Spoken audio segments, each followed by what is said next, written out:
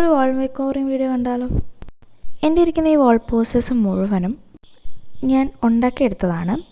അതുപോലെ ഇത് ഓൾറെഡി ഞാൻ എൻ്റെ വാൾ ഒട്ടിച്ച് വെച്ചിരുന്നതുമായിരുന്നു.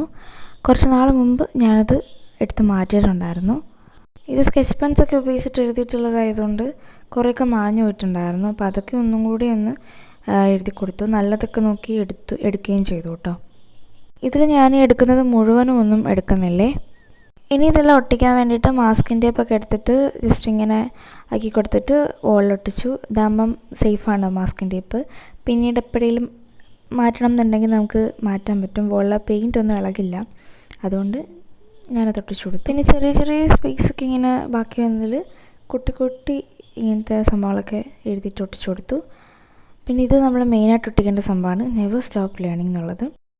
അതാണ് ഞാൻ അവസാനം താഴെ ഒട്ടിച്ചു കൊടുത്തത്. നമുക്ക് താഴെ ഇരുന്നാൽ കാണണം. ആ പരുവത്തിൽ ഞാൻ ഒട്ടിച്ചു കൊടുത്തു. ഈ പോസ്റ്റേഴ്സ് ഒട്ടിച്ചിരിക്കുന്നുണ്ട്. ആ കോർണർ വന്നിട്ടുള്ള ഈ സംഭവം ഞാൻ ഓൾറെഡി വീഡിയോ ഇട്ടിട്ടുള്ളതാണ്. അത് ഞാൻ വെച്ച് കൊടുത്തിട്ടുണ്ടായിരുന്നു. പക്ഷേ എനിക്ക് ഒട്ടും ഇഷ്ടപ്പെട്ടിട്ടുണ്ടായിരുന്നില്ല.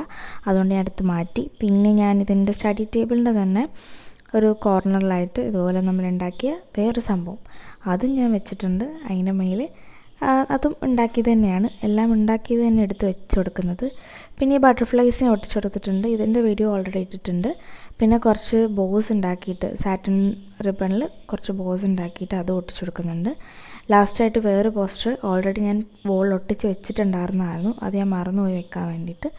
അപ്പോൾ അത് ഞാൻ ഇപ്പോൾ ഇതിൻ്റെ ലുക്ക് ഇങ്ങനെയാണ് വരുന്നത്. എന്നാലും എവിടേക്കോ ബ്ലാങ്കായിട്ട് കിടക്കുന്ന പോലെ തോന്നിയതുകൊണ്ട് ഇതിനകത്ത് വേറെ അൽക്കുലത്തെ പണികൾ ഞാനിത് ചെയ്യുന്നുണ്ട് കേട്ടോ.